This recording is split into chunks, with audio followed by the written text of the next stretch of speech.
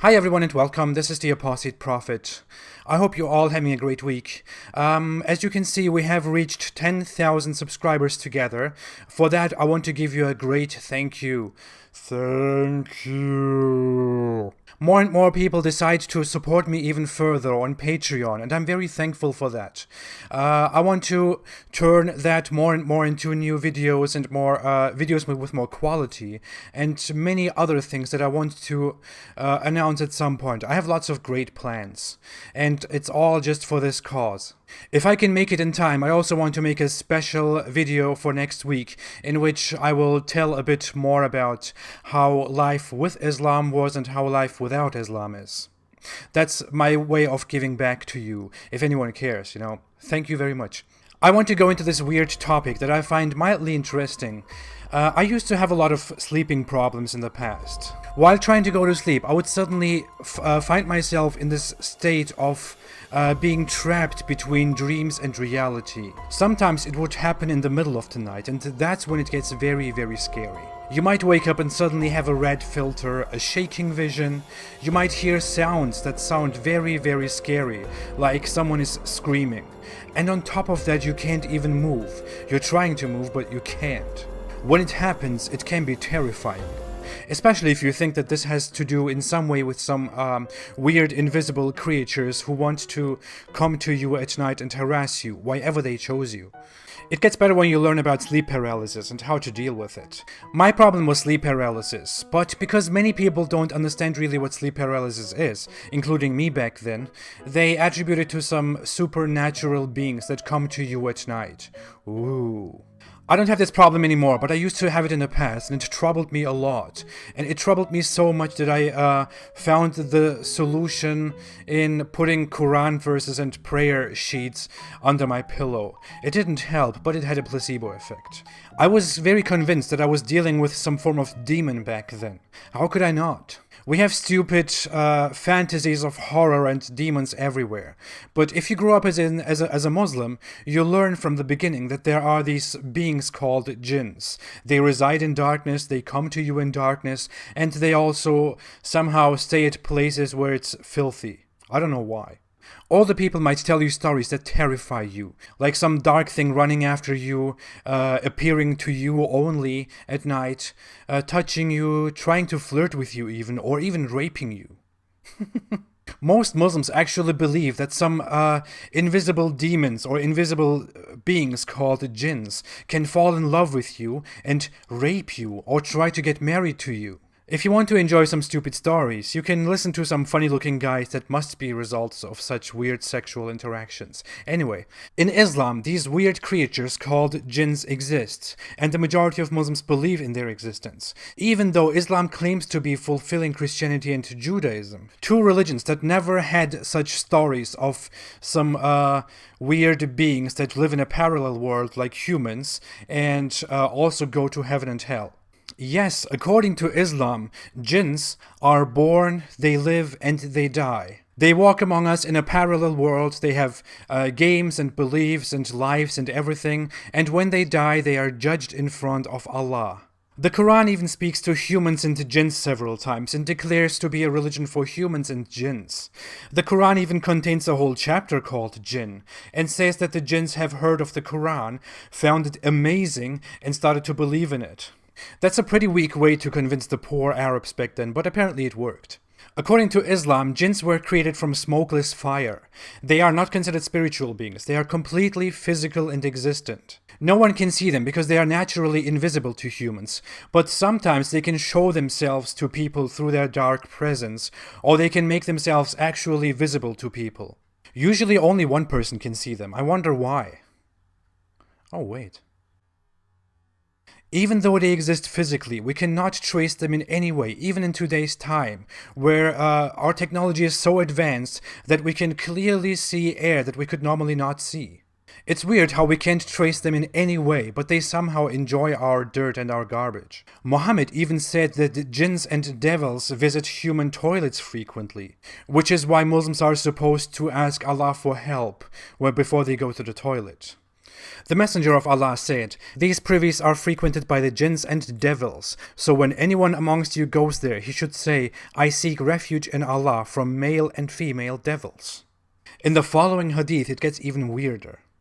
A deputation of the jinn came to the Prophet and said, "O Muhammad, forbid your community to clean themselves with a bone or dung or charcoal, for in them Allah has provided sustenance for us." So the Prophet forbade them to do so.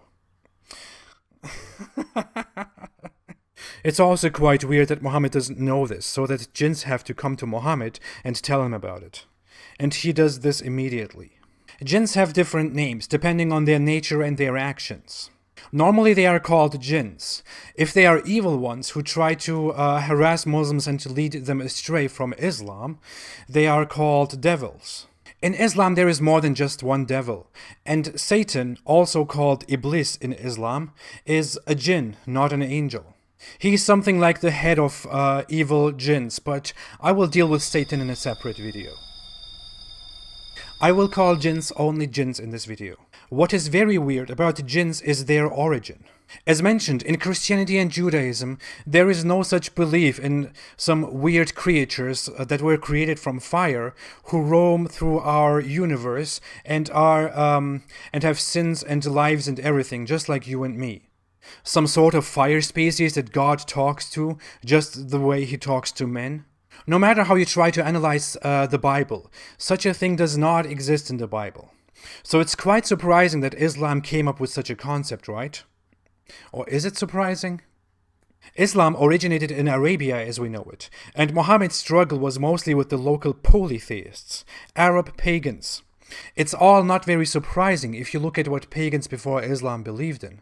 According to multiple records of whatever is left from pre-Islamic Arab beliefs, there were mysterious creatures that would dwell in dark, dirty, and abandoned places. What a coincidence, right? Muslims believe in the same thing. The same beings were also believed to be responsible for diseases, for mental illnesses, and for other unexplainable things. Jinns were even regarded as divine beings that are similar to the pagan gods, and they were worshipped due to their status, but they were not as high in status as the Arabian gods. Now, I won't go and mock that belief, because it was pretty common to believe in such nonsense, even among pre-Christian Europeans. The difference is that Christians didn't adopt those local beliefs and put them in their fundamental scriptures. Muhammad and his fellow creators of Islam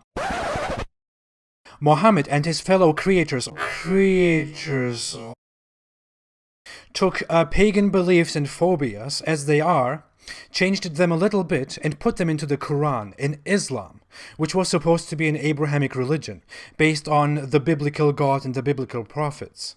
The biggest question in this matter is, if jinns are real and exist in Islam, if they are so important that they even existed before humans, and that the Almighty God speaks to them as well, then why were they never mentioned by Christians and Jews? Why were they not mentioned by the prophets? Why do jinns not have any role in the Bible? Some Muslim scholars notice that gap, then they take some biblical references to demons and imply that jinns were also mentioned in the Bible. If you read the Bible impartially or from a Christian or Jewish point of view, there is just no such thing in the Bible. There is little mention of demons, and if there is something like that, then it is just perceived as evil beings that are understood to be spiritual, not physically existing and walking among us, and going to heaven and hell, and having little games, and love, and whatever, and rape, whatever.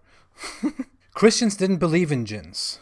On the contrary, and this is a very, very important note, the word jinn came into Arabic from Aramaic.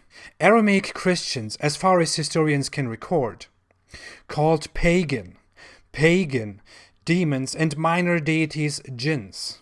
So Christians saw all of that as some kind of idiotic pagan belief, and so did Jews. Then Muhammad comes, claims to be the final prophet of the biblical prophet lineage, takes pagan beliefs and phobias, takes their deities, reduces them to human-like beings who live pretty much like humans, mentions them in the Quran widely, and then uses pagan beliefs and fears to invite more pagans into Islam. That was probably the strategy that Muhammad followed. According to Hadith, Muhammad even met jinns and talked to them. According to Hadith, there are so many ridiculous things about jinns. They are hilarious. Let me give you some examples.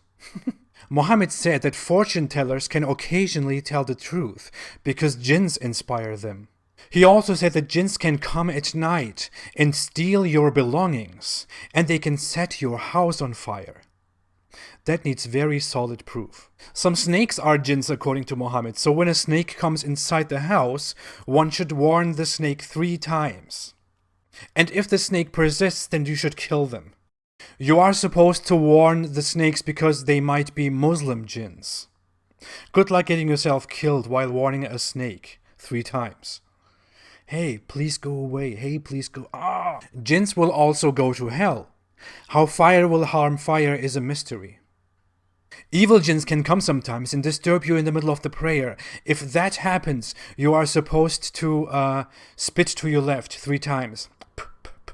That makes them go away. It just goes on and on like this. But I don't want to give you brain cancer right now. I will just leave that to a dedicated video to such nonsense.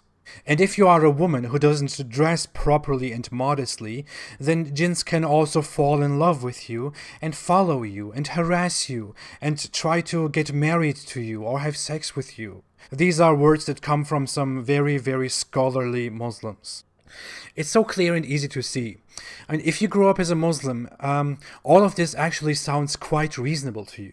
Even if you never see a jinn yourself, you still believe in all of this nonsense. You probably know others who have seen one, or you see some darkness behind the door and think, oh my god, this is a jinn. If you leave Islam and then look at Christianity and Judaism, you notice that the concept of jinns is somehow mysteriously only a thing in Islam. Christians and Jews must have falsified their scriptures and must have gotten rid of all kind of traces belonging to jinns, for what reason ever. If you research more about mental health and about rationality and about the functions of your brain, you might actually notice that the stories with jinns might just be mental health issues. I'm not saying that people who believe in jinns are all mentally retarded. I'm saying that people who created this concept of jinns might have had a problem. Whatever it is, the belief in the existence of jinns is pre-Islamic paganism. And Muhammad and his friends somehow took that concept and put it into the Islamic belief. Remember the video from Wednesday about female genital mutilation? Remember how moderate Muslims say that female genital mutilation is not an Islamic problem because it existed before Islam? Jinns also existed before Islam. But I can't see Muslims going around and telling people that the whole jinn thing is complete nonsense because it has pre-Islamic roots. Do you? Thanks for watching. If you like this video and my content in general, please don't forget to like and to subscribe and to share. May you be harassed by jinns if you don't. You can also support me. If you want to support my cause, you can support me on Patreon. My channel is not monetized and never will be, so you might never see ads. The link to Patreon is below in the description. I appreciate it so much if you want to support me in any way. If you have video requests, please share them with me in the comment section. I take all of them seriously and I put them on my list, unless they are on my list already. I will be back next week. Have a great weekend. Be well and stay away from Islam.